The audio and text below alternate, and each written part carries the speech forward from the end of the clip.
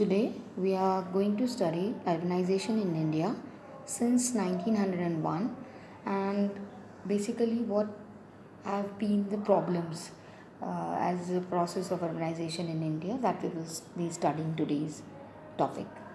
Uh, let's begin with what is urbanism and urbanization.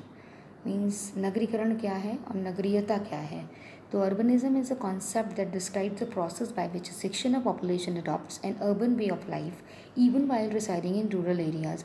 वेंथ ने 1938 में जो अर्बनिज़म की परिभाषा दी वो ये थी कि ये एक ऐसा कॉन्सेप्ट है, एक ऐसी विचारधारा है जो ये डिस्क्राइब करती है कि एक ऐसी प्रक्रिया जिसमें जो जनसंख्या का एक भाग है वो नगरीय जीवन शैली को अपनाता है, लेकिन वो ग्रामीण क्षेत्र में रहते हुए ही ये प्रक्रिया को अपनाता है. तो अर्बनिज़म एक प्रक्रिया है, ऐसी विचारधारा है जो ये मानता है. लेकिन नगरीकरण की जब हम बात करते हैं तो उसकी डेफिनेशन है a process of transformation from rural to urban. Mean नगरीकरण की प्रक्रिया में क्या होता है कि ग्रामीण जो है वो नगर जैसे गुण वाले जो शहर हैं, नगर जिन्हें हम कहते हैं, उसमें परिवर्तित होता है. तो urbanisation is a socio economic process by which an increasing proportion of the population of an area becomes concentrated into towns and cities. कहने का मतलब ये है यहाँ पे कि जो नगरीकरण है वो सामाजिक आर्थिक प्रक्रिया है जिसमें एक जो स्थान है, एक जो नगर है या एक जो अधिवास है, वो अनुपातिक दृष्टि से जो पॉपुलेशन है वहाँ पे वो कस्बों और शहरों में ही केंद्रित हो जाती है. तो ये बेसिकली डिफरेंस है कि अर्बनिज़म हम किसे कहेंगे और अर्बनाइजेशन किसे कहेंगे. देन बिगनिंग ऑफ अर्बनाइजेशन हम इंडिया की बात करते हैं कि भारत में नगरीकरण की प्रारंभ कब हुआ. तो बेसिकली इंडिपेंडेंस की बात हम करते हैं तो period after 1941 witnessed rapid growth of 4 metropolitan cities in India which were Kolkata, Delhi, Mumbai and Chennai. ये मेजर आपके मेट्रोपॉलिटन सेंटर है जिनका विकास आपका शुरू हुआ था 1941 के बाद. The nation's economy saw a rise due to industrial revolution and the invention of new technologies increased the standard of living of people living in urban areas. राष्ट्र में क्योंकि आर्थिक विकास हो रहा था औद्योगिक क्रांति के परिणाम स्वरूप, तो जो नई तकनीकें आ रही थी, जीवन स्तर में वृद्धि हो रही थी, उसकी वजह से नगरीकरण की प्रक्रिया भारत में आरंभ हुई. जब हम पोस्ट इंडिपेंडेंस एरा की बात करते हैं तो जो डेवलपमेंट हुए वो किस फील्ड में हुए, जैसा कि आपने पिछले स्लाइड में देखा. सबसे पहला जो क्षेत्र था वो था औद्योगिक गति में बहुत ही वृद्धि हुई, नई नई नीतियाँ बनाई गई, उद्योगों की स्थापना की गई, लोगों को प्रोत्साहन दिया गया कि उद्योगों की स्थापना करें. तो एक प्रकार से औद्योगिक क्रांति के परिणाम स्वरूप जो प्रक्रिया थी वो स्पीड अप हुई. Then irrigation and hydro projects, क्योंकि उद्योग स्थापित हो रहे थे और कृषि प्रधान राष्ट्र है हमारा, तो इरिगेशन और हाइड्रो प्रोजेक्ट्स की स्थापना भी शुरू की गई क्योंकि सिंचाई के लिए जल की आवश्यकता होती है, जिससे कि 12 महीने जहाँ पे जल की उपलब्धता ना हो उन्हें सिंचाई के लिए जल उपलब्ध हो सके. तीसरा जो मेजर इंडिपेंडेंस के बाद जो एक दिशा देखी गई वो थी एडमिनिस्ट्रेटिव फंक्शंस. एडमिनिस्ट्रेटिव फंक्शंस की जब हम बात करते हैं तो उसमें आता है कि जो प्रशासनिक कार्य थे इत्यादि, उसकी वजह से भी नगरों का वृद्धि हुई या नगरों की जो गुण थे उनके अंदर परिवर्तन हुआ और वो महानगर और महानगर सन्नगर में परिवर्तित हुए.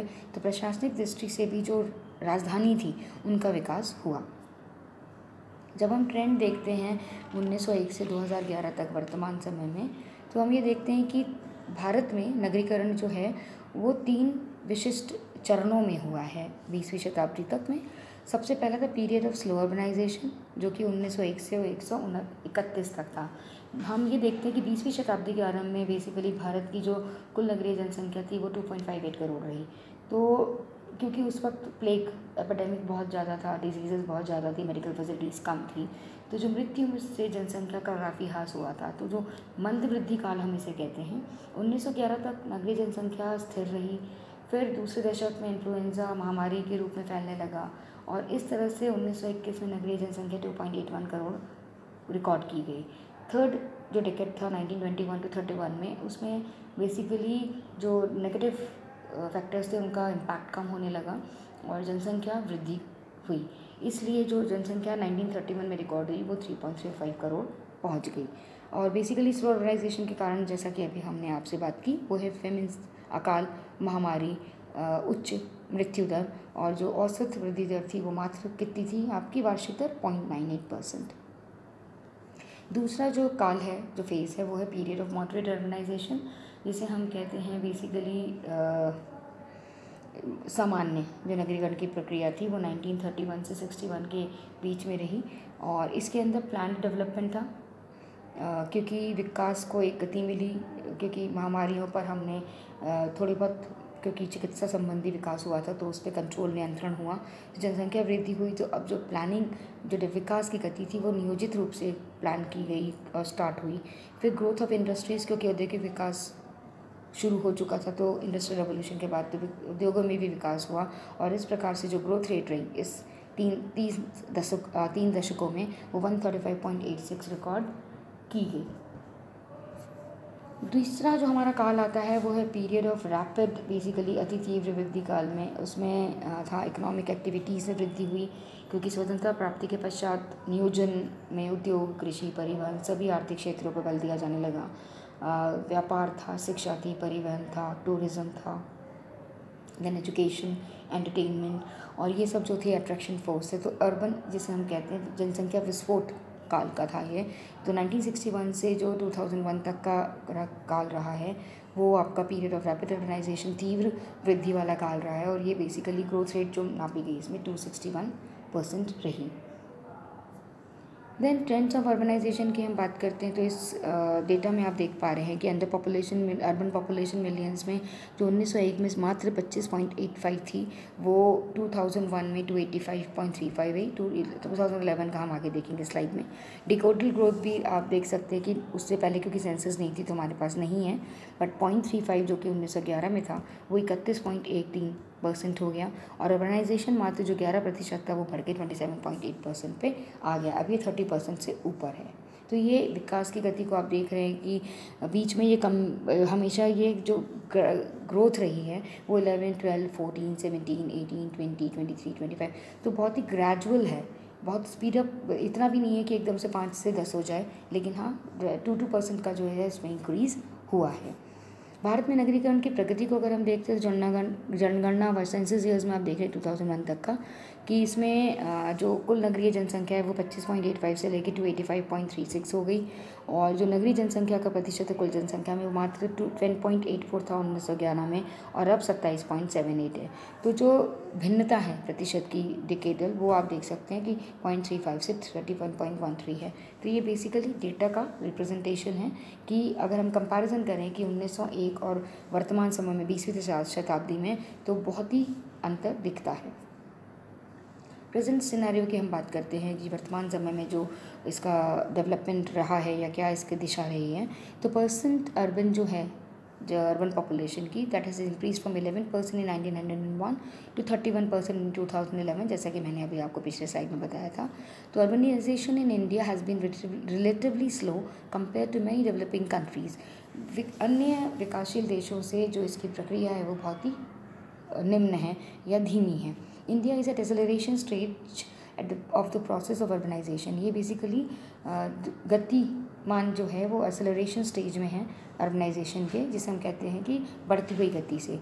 According to 2011 census of India, Goa is the highly urbanise state with an urban population of 62.1%। वर्तमान समय में जो 2011 के सेंसस के अकॉर्डिंग गोवा सबसे हाईली नगरीकृत राज्य माना जाता है। इस टेबल में आप देख रहे हैं कि टोटल पॉपुलेशन मिलियंस है, देन अर्बन पॉपुलेशन है, लेवल ऑफ अर्बनाइजेशन आप पहले भी देख चुके कि 10.8 से 31.16 है। Then number of urbanise centres 1915 जो कि 1901 में थे, अब बढ़कर 7935 हो गए हैं। और अर्बन पॉपुलेशन का जो है जो रेट वो जा रहा है आपका 0.03 से 2.76% से, तो बहुत धीमी है जो पॉपुलेशन गति है। और जो टेम्पो ऑफ अर्बनाइजेशन है, जो गतिशीलता पाई जो गतिमान है, जो गति है इसकी टेम्पो, वो है आपकी माइनस में जो थी 0.52, वो अब हो गई है 1.14। ये आप इस टेबल में देख पा रहे हैं जो कि एक्सप्लेनेटरी वेरिएबल्स में दिया हुआ है। जोग्राफिकल फैक्टर्स में आपका नॉर्दर्न रीजन है, ईस्टर्न, वेस्टर्न, सर्दर्न है, city located in river bank dummy basically. तो उस केस में इसके अंदर क्लाइमेटिक फैक्टर्स है, रेनफॉल और टेम्परेचर डिस्ट्रीब्यूशन है, फिर डिफरेंसेस हैं, स्पेशल इंटरेक्शन है, स्टेट हेडक्वार्टर्स का, क्लास 1 सिटी का, मार्क साइज, ट्रांसपोर्टेशन कॉस्ट है, क्वालिटी ऑफ पब्लिक सर्विस है, सेंटर फॉर पॉलिटिकल पावर है, इंडस्ट्रियल डेवलपमेंट है, डिग्री ऑफ अर्बनाइजेशन है एंड इकोनॉमिक स्ट्रेंथ है। इसी में आप देख रहे हैं कि इन सिटी पॉपुलेशन बेसिकली 2011 और ये growth rate of city population 2001 to 11, ये डिपेंडेंट वेरिएबल्स दिए हुए हैं इतने सारे, जिसके अंदर आप इस टेबल में देख पा रहे हैं कि जो 2001 से 11 तक का ग्रोथ रेट सिटी पॉपुलेशन का वो 0.653, जो कि इस पैरामीटर्स पे चल रहे हैं कि स्पेशल इंटरेक्शन कैसा है, स्टेट हेडक्वार्टर्स का नियरेस्ट सिटी से उसका कितना डिस्टेंस है, ट्रांसपोर्टेशन कॉस्ट क्या है, क्वालिटी पब्लिक सर्विसेज क्या अवेलेबल है, सेंटर फॉर पॉलिटिकल पावर क्या है, इंडस्ट्रियल डेवलपमेंट वहाँ पे क्या है, उसके आधार पर हम देखते हैं कि ये हो गई है, मतलब अलग अलग उसमें ये -3.612 भी है। तो इस डेटा के अकॉर्डिंग हम ये देख पाते हैं कि अलग अलग पैरामीटर्स जो हैं वो अर्बनाइजेशन प्रोसेस को इफ़ेक्ट करते हैं।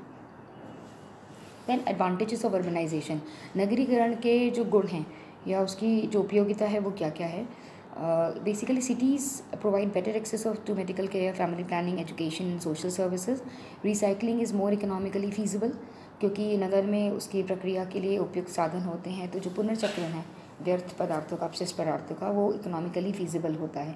Concentrating people in cities helps to preserve biodiversity. Basically जो नगर में जैव विविधता है, तो जो नगर में उनका केंद्रण पाया जाता है तो वो प्रिजर्व करती है उनकी जैव विविधता को। Central cities can save energy if residents rely more on energy efficient mass transportation, walking and bicycling. नगरों में क्या होता है कि जो नगर हैं वो ऊर्जा को संरक्षित या सुरक्षित रखते हैं, क्योंकि जो रेजिडेंट्स हैं वो पब्लिक ट्रांसपोर्ट सिस्टम पर डिपेंड भी करते हैं, उसका उपयोग भी करते हैं और एफिशिएंटली उसको वर्कआउट करते हैं। मीन्स वॉकिंग और बाईसाइकिलिंग भी उसका एक माध्यम है। तो ये इसके एडवांटेजेस हैं, लेकिन ये हाईली अर्बनाइज सोसाइटीज़ में अडेप्टेबल है। Then regional pattern of urbanisation in India, इसका प्रादेशिक प्रारूप क्या है भारत में। तो हाई अर्बनाइज रीजन्स में हम क्या देखते हैं कि मोर देन 50% जो पॉपुलेशन है वो नगरों में रहती है, जिसके अंदर दिल्ली, चंडीगढ़, पौंडीचेरी, जो कि तीनों ही यूनियन टेरिटरीज़ हैं, जिनका एरिया छोटा है, they are smaller in area and high density of population, इससे जो जनसंख्या घनत्व वो अधिक पाई जाती है। देन दूसरी जो कैटेगरी है वो है मॉडरेट अर्बनाइज्ड सिटीज़, जिसके अंदर 25 से जो 50% जनसंख्या है वो नगरों में रहती है। And due to industrial development and process of urbanisation is more, जो इसका कारण है मध्यम नगरीकृत नगरों का, उसका मेन जो वजह है वो है औद्योगिक विकास और नगरीकरण की जो प्रक्रिया है वो ज़्यादा है। तीसरा जो कैटेगरी है वो है लेस अर्बनाइज्ड रीजन्स, मतलब जो निम्न नगरीकृत प्रदेश हैं, जिनमें से मात्र 15 से 25% जनसंख्या निवास करती है, और ये वो नगर हैं जिनका जो आधार है आर्थिक वो कृषि है, और जो जनसंख्या है वो ग्रामीण क्षेत्रों में निवास करती है। और जो लास्ट इसका जो प्रारूप हम देखते हैं वो है लीस्ट अर्बनाइज्ड रीजन्स, सबसे अल्पतम नगरीकृत प्रदेश, जिसमें मात्र 15% से कम जनसंख्या आपकी नगरों में निवास करती है। प्रॉब्लम्स ऑफ अर्बनाइजेशन की हम बात करते हैं, तो जो नगरीकरण की समस्याएं हैं वो बेसिकली फॉल्टी अर्बन प्लानिंग की वजह से है। प्रॉपर प्लान नहीं होता, urbanisation with poor economic base and without having functional categories, कोई भी कार्यात्मक श्रेणीकरण या इनका जो वर्गीकरण है वो नहीं है। तो इंडिया में जो हम बेसिक प्रॉब्लम देखते हैं वो है सबसे पहला अनएम्प्लॉयमेंट, बेरोजगारी। नगरीकरण में क्योंकि हर चीज़ मैकेनाइज्ड होती है और गांव से लोग शहरों में आके निवास करते जाते हैं, तो इसलिए जो बेरोजगारी है उसमें वृद्धि होती है। क्योंकि अधिकतम जनसंख्या नगरों में रह रही होती है, तो वहाँ पे जो हाउसिंग फैसिलिटीज़ है वो प्रॉपर रहने के लिए आपको मकान की या जगह की उपलब्धता नहीं होती, और परिणाम स्वरूप जो तीसरी प्रॉब्लम आ जाती है वो slums and squatter settlements. Slums means मलिन बस्तियाँ या गंदी बस्ती, जिसमें क्या होता है कि जहाँ पे जिस मनुष्य को जगह मिलती है वो वहाँ पे रहना शुरू कर देता है। और जो मलिन बस्तियाँ हैं वो किसी भी नगर या किसी भी देश के लिए एक समस्या है, क्योंकि वहाँ पे प्रॉपर ड्रेनेज फैसिलिटी नहीं होती, प्रॉपर एनवायरनमेंट नहीं होता, पोल्यूशन होता है, क्राइम रेट बढ़ जाते हैं, एजुकेशन नहीं है, मेडिकल फैसिलिटीज़ भी नहीं है। तो slums poses major problem to the centre and state government both. Then the fourth point is transport, क्योंकि इसका प्रसार क्षैतिज रूप में होता है नगरीकरण का, तो जो परिवहन की सुविधाएं हैं उसकी सुलभता भी नहीं हो पाती कई बार। Water supply and sanitation is a major problem, क्योंकि नगरीकरण जब होगा तो जनसंख्या का दबाव पड़ेगा ना। हमारे पास सीमित संसाधन होते हैं, तो जनसंख्या पर को जो जल आपूर्ति है वो प्रॉपर नहीं हो पाती, और साथ में जो स्वास्थ्य संबंधी समस्याएं हैं वो भी उत्पन्न होती हैं। फिफ्थ इसका जो प्रॉब्लम है वो है water pollution and air pollution owing to pressure on land and more population coming into cities. तो जो जल प्रदूषण की समस्या है, वायु प्रदूषण की समस्या है, ये भी आपकी पाई जाती है। जो सिक्स्थ पॉइंट है वो इनएडिक्वेट प्रोविजन फॉर सोशल इंफ्रास्ट्रक्चर, क्योंकि जनसंख्या का दबाव वहाँ पे सीमित संसाधनों पे पड़ता है, तो जो सोशल हमारा सामाजिक आधारभूत सुविधाओं का संरचना संगठन है, जैसे स्कूल है, हॉस्पिटल है, तो प्रति जो छात्र है या प्रति व्यक्ति है बेड की उपलब्धता या सीट्स की उपलब्धता वो नहीं पर्याप्त हो पाती। तो ये कुछ समस्याएं हैं जो नगरीकरण से जुड़ी हुई हैं। हमने हाउसिंग शॉर्टेज की बात की थी, तो उसे इस स्लाइड में हम देखते हैं कि Indian urban population in 2001 was 27.8 of the total population. 5 decades में एनुअल ग्रोथ अर्बन पॉपुलेशन की बेसिकली 2.7 से 3.8 हुई है। During last decade it increased at annual rate of 2.7, then increasing concentration in large cities. Projected that by 2041 India urban population will be 50%। 12th plan period जो 2012 से 17 का 11 million houses lying unused and vacant in urban India. Means जितने भी houses बने हुए हैं वो खाली हैं, उनमें कोई निवास नहीं करता। एंड जो नगरीय जनसंख्या है, डिकेडल ग्रोथ उसकी 32% है, दशकीय जो वृद्धि है, जो 285 मिलियन से 377 मिलियन है 2001 से 2011 के बीच में। तो ये आप देख सकते हैं कि कितना वास्ट डिफरेंस है। Then 18.7 million household in 2022, तो 2022 तक हम देखते हैं कि ये इसमें इतना हाउस होल्ड जो घरेलू विकास है वो होगा। Then how to stop rapid urbanisation, हम तीव्र जो गति से अर्बनाइजेशन है उसे कैसे रोक सकते हैं। तो basically no single individual can prevent urbanisation, government should make law and do some activities for that. इसमें सबसे पहला है give more employment opportunities to villages, open some factories और industries in rural areas, means गाँव में ही उनको रोजगार के साधन उपलब्ध कराए जाएँ। Make schools and colleges in rural areas so that rural children don't have to come to cities for education. गाँव में ही अगर उनको प्रॉपर स्कूल की सुविधाएं मिलेंगी, कॉलेज मिलेंगे, तो वो शहरों की तरफ पलायन नहीं करेंगे। Then third point is everyday usable material should be sold at cheap rates in rural areas. जो दैनिक आवश्यकताओं की वस्तुएँ हैं उन्हें न्यूनतम रेट पर दर पर उन्हें उपलब्ध कराना चाहिए। And daily wages in rural area should be equal और as per city. These are the few things which can prevent urbanisation to some extent. ये कुछ उपाय हैं या कुछ माध्यम हैं जिसके द्वारा हम जो पलायन है, जो प्रवसन है, उसको रोक सकते हैं नगरों की ओर। Results during recent time show that India urban population has increased 2.58 से 1901 में 37.7 करोड़ आ गया है, और परसेंट अर्बन हैज़ इंक्रीज्ड जो है वो 11 से 31% हुआ है 2011 में। तो ये बेसिकली स्लो है। Then causes of urbanisation in India में हम देखते हैं कौन कौन से कारण हैं। तो expansion in government services as result of second world war, जो द्वितीय विश्व युद्ध हुआ था उसमें सरकारी क्षेत्रों में नौकरियों की जो वृद्धि हुई है उससे नगरीकरण बढ़ा है। Then migration of people during the partition of India, क्योंकि प्रवसन हुआ जो हमारा भारत विभाजन हुआ था उसके वक्त, उसलिए उसमें नगरीकरण की प्रक्रिया बढ़ी। इंडस्ट्रियल रेवोल्यूशन में एक मेजर कारण है। 11 5-year प्लान है जो अर्बनाइजेशन का आर्थिक विकास की ओर उन्मुख है, तो उससे वृद्धि हुई। इकोनॉमिक अपॉर्चुनिटीज़ हैं, इंफ्रास्ट्रक्चर फैसिलिटीज़ है, प्राइवेट सेक्टर में जॉब्स की उपलब्धता है। Growth of employment in cities is attracting people from rural areas, क्योंकि एम्प्लॉयमेंट मिलता है नगरों में तो गाँव से लोग शहर की ओर आते हैं। According to McKinsey, India's urban population will grow from 340 million in 2008 to 590 in 2030। तो 2030 में हम देखेंगे कि जो संख्या है वो 590 मिलियन हो जाएगी। Therefore, it is being driven by economic compulsions where people move out from economic advancements to areas offering better job opportunities. हमें मालूम है कि मेजर आधार हमारा क्या है नगरीकरण का, आर्थिक। तो आर्थिक जहाँ पे आपको उपलब्ध अवसर ज़्यादा मिलेंगे वहाँ पे जनसंख्या ज़्यादा पाई जाएगी। It is also driven by land fragmentations, villages being erased due to roads and highways constructions, dam constructions and other activities. गाँव में क्योंकि सड़कों का निर्माण हो रहा है, हाईवे का निर्माण हो रहा है और क्योंकि जो भूमि है वो बट रही है, तो इसलिए क्या हो रहा है कि जो पलायन है नगरों की ओर वो बढ़ रहा है। Then agriculture is the primary source of livelihood but it's no more profitable. Agriculture हमारा आर्थिक मूल है, लेकिन अब उसकी इतनी प्रॉफिट नहीं हो रहा, उससे जो जो किसान हैं उनको उससे आय प्राप्त नहीं हो रही है, तो आर्थिक दृष्टि से ये उतना ल्यूक्रेटिव ऑफर नहीं देता। इसलिए Indian rural economy is primarily, क्योंकि एग्रीकल्चर बेस्ड है, तो Indian agriculture sector account for 18% of India's gross domestic product GDP and is estimated that it provides employment to 50% of the country's workforce. क्योंकि हमारा agrarian economy है, तो 50% जो workforce है वो कहाँ पे आता है, एग्रीकल्चर सेक्टर से। But ground reality differs. Many farmers in different states of India are leaving farming primarily because of high input cost and low income. क्योंकि आपको उसमें खाद है, बीज है, इम्प्रूव वैरायटी ऑफ सीड्स है, इरिगेशन फैसिलिटीज़ कॉस्टली हो चुकी हैं, पानी नहीं है सिंचाई के लिए, तो ये सारी जो चीज़ें, इनपुट ज़्यादा हो रहा है और उससे आय कम प्राप्त हो रही है, इसलिए वो कृषि को छोड़ रहे हैं। Also on the other hand with usage of fertilizers, chemicals and hybrid seeds, land fertility is declining.